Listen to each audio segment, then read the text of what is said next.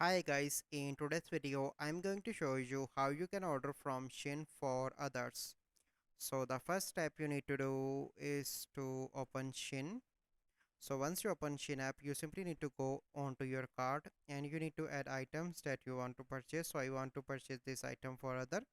So you need to go onto the checkout and here you can see an address tab. So you simply need to click here and click on edit.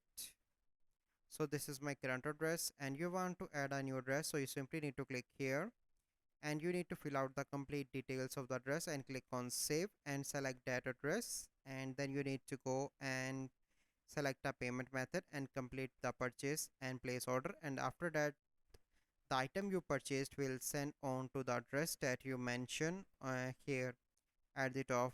So this is the process. I hope you find this video helpful. If you find this video helpful, must like this video, subscribe to our YouTube channel for future videos. We'll see you in the next video. Thank you. Have a good day.